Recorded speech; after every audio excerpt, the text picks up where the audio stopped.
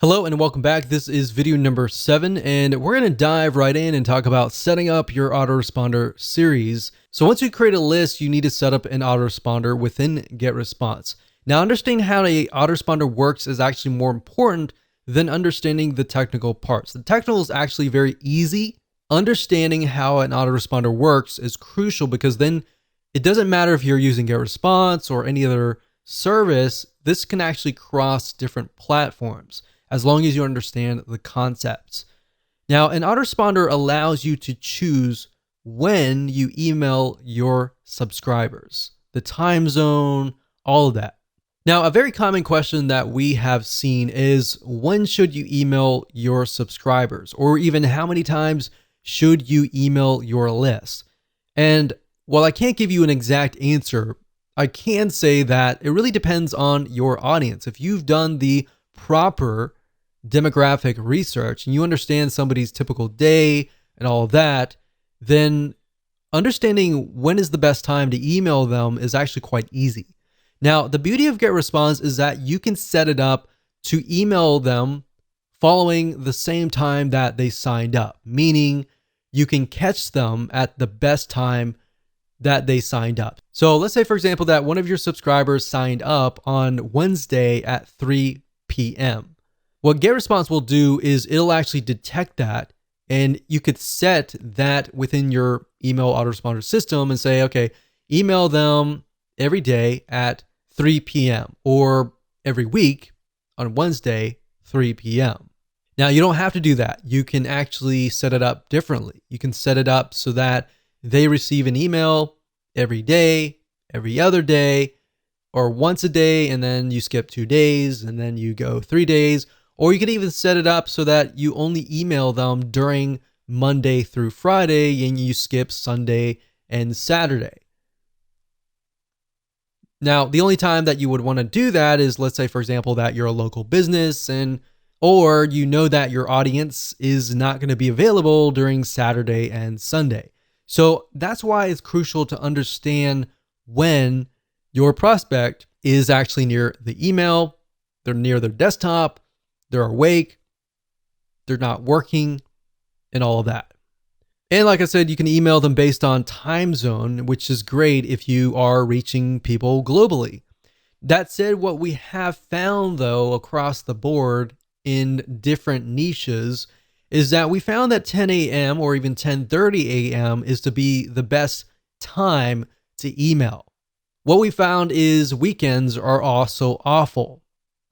And they're very awfully low in open rates, but they tend to be higher in quality click rates, meaning out of 1,000 people, you may normally get 400 people to open your emails during the week, but maybe during the weekend, you might only get 300. But out of those 300 people opening that email, they might click through at a higher rate. We can't give you a definite answer with that as well because different niches are different.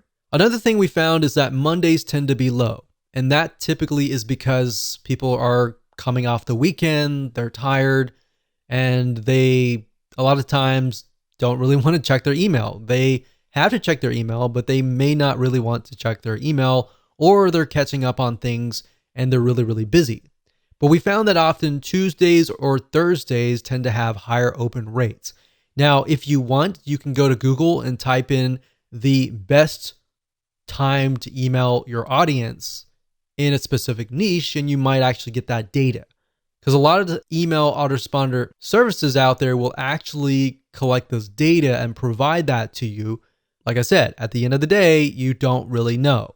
Unless you really know your audience and you know what their typical day looks like, out of 1,000 people, the majority of people, they wake up, they go to work, they come back. Maybe during lunchtime, they are actually near the computer at 12 p.m. or even 11:30 p.m. You know that.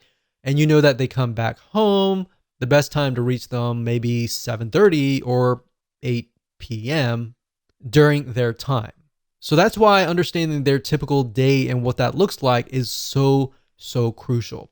So now that I've covered some basics here, let's jump right in, go to GetResponse, and I'm going to show you how to set up an autoresponder series using the GetResponse system. So there are two different ways to create an autoresponder series. You can either go under email marketing and straight to autoresponders, or you can go the roundabout way if you're at the contact list section and go under contact lists, go where we showed you earlier and select show autoresponders. But if you select that, you're essentially going to be sent over here. So it's just easier to go here.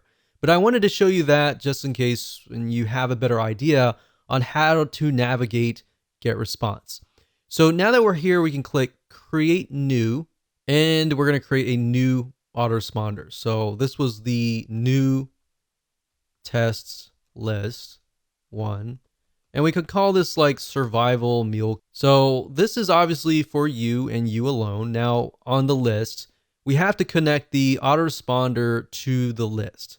So we have to select this and then find the list, which is the new list 1. So we're going to click this.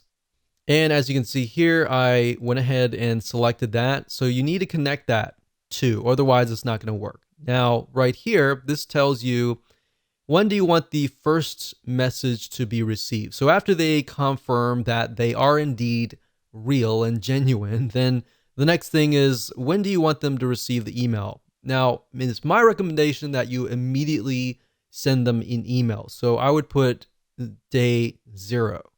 And while that doesn't really make sense because it should be day 1, that's how most autoresponders are set up. So day 0 really means 1, immediately. Day 1 usually means the next day, 24 hours after that.